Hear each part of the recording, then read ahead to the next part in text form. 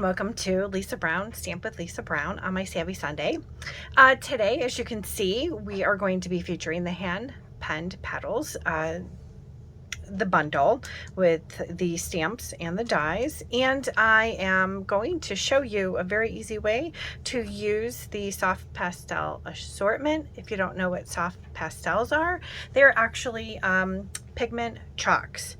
So let's go ahead and open those up so I can show you what those look like. I choose to keep mine in the box that it comes in.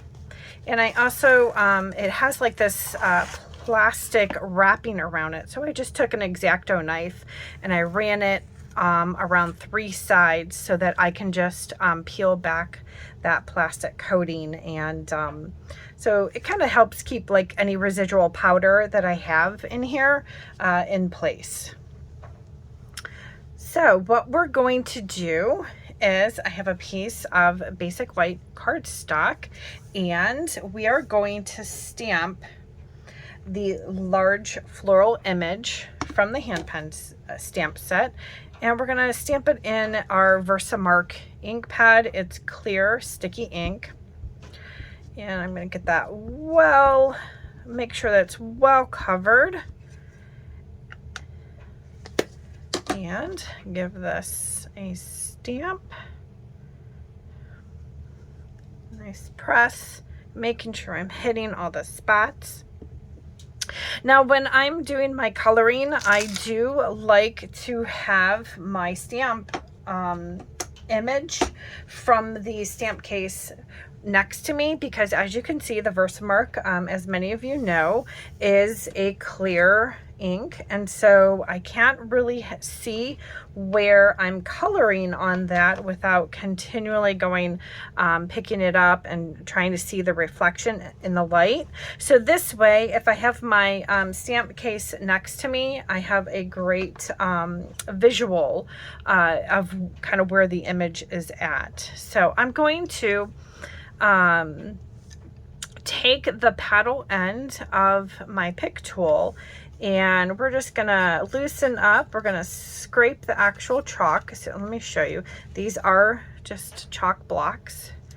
Very, very nice quality. I'm extremely happy with them. So we're just gonna scrape. Now some people prefer to do this outside of the case itself, but I'm okay for this card just doing it right in this holder. So I'm going to give this some scrape, and what this is doing is just loosening up the chalk, the pastel chalks, and allowing me to be able to pick them up. I'm going to be using sponge daubers, and we're just going to go in and tap and pick up some of that loose powder. And I'm just gonna start pouncing over my image. I know I have 2 leaves here, and I have some leaves over here. Now I choose to pounce in the beginning, and then when I have good coverage, I kind of come in and just kind of twist that in a little bit, and what it does is it kind of grounds that coloring into my paper. And let's see, I know I have a leaf up here, so we'll give that a pounce, because there's really a lot of powder on there, a lot of pigment that you're picking up. And we have some up here. Give those a quick.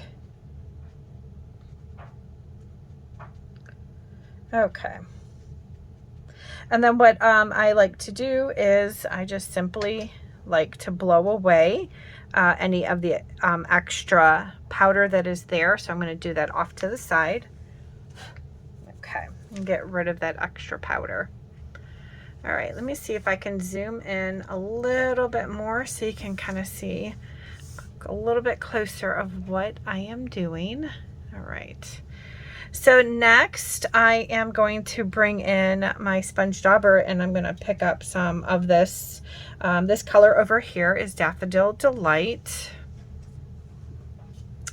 And there's a bunch of like little flowers around. And we're going to make those all Daffodil Delight. And over here, there's 2 more.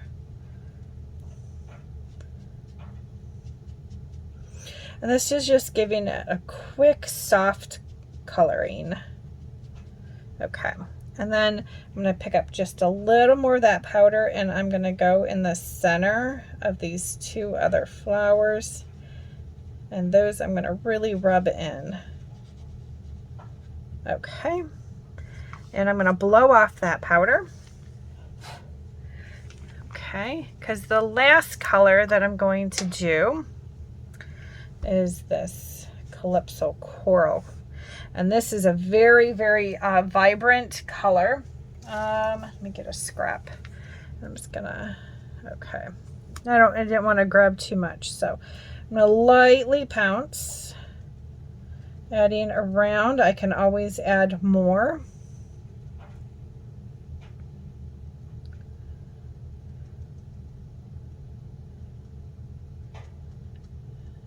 Okay. And then I'm gonna go in a circular motion and just kind of color those the petals in. I'm trying to be careful not to go over my Daffodil Delight in the center of the flower, because I really want that to stand out. So what's happening is the Versamark is catching the pastel chalk and is making the chalk stick to those lines. Okay, I'm pretty happy with that. Okay, so this is just a basic, easy way to use your chalks. Let me come back out. Okay, and I'm going to close this. So this is why I just like to be able to close this like that, and then I can slide my chalks right back in my case, because I can then use some of that powder that was loose on there. I can use that for another project. So we have the hand pen dies that is our hand penned flower dies that is in this product suite. And there's a whole collection here. I already have taken out the die that coordinates with that. So I'm going to bring in my machine and give that a cut. Now that we have our flower cut, we can put our card together. I have chosen a card base of basic black. It's 5.5 by 8.5, and we're just folding it in half on the 8.5 inch side at 4 1/4. And so one of my paper saving tips that I use in my class all the time is if I have a matting piece and I need to do some die cutting, I do that out of that matting piece. So this is just going to get layered onto our card. In the penned flower dies, there is this edgelet die. So this paper was 4 by 5 1/4. I just cut this one at 3 3/4 by 5, and then I ran the edgelet die along the edge here, and I wanted to see just a little bit more of that granny apple green on the background there. So we're going to go ahead and adhere that.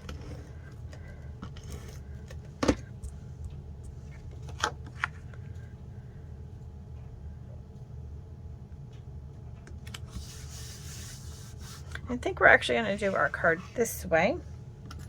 I have stamped out Feel Better Friend. And I did that with the layering circle dies. And I did a scallop in the granny apple green. So we're just going to attach it like so. And then, oops, I guess it would help to take my paper off, my backing, so that would stick. And then we're going to add this to the front of our card with some dimensionals.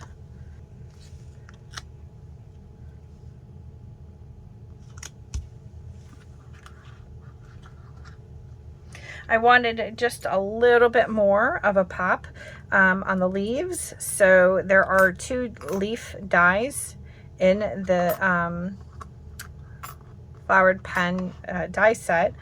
So we're just going to adhere some of these right behind. I thought maybe it would be kind of cool to put them right on top, but then I didn't like the finished look there. So I think we're just going to add them around in the back. And I'm just going to put a little dot of liquid Tombow glue and stick those around.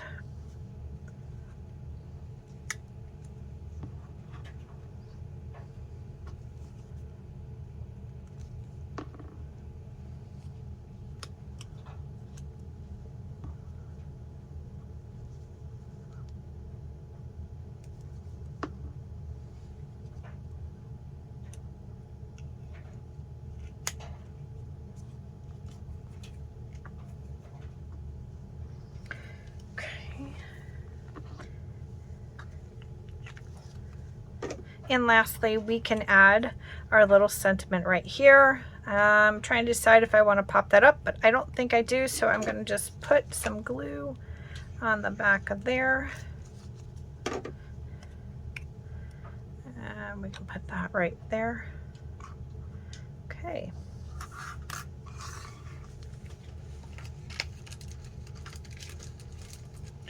For a finishing touch, to add some bling, we are gonna go ahead and add some basic rhinestones around the card, or maybe let's put them on some flower centers. How's that?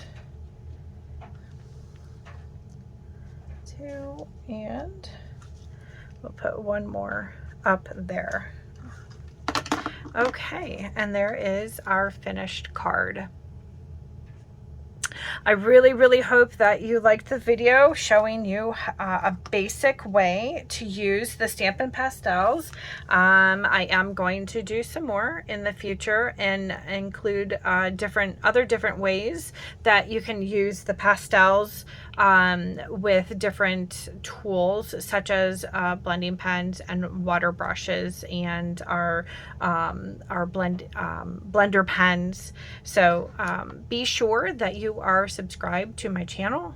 It's Lisa Brown Stamp with Lisa Brown, and if you would like to shop with me, that you can go to stampwithlisabrown.stampinup.net.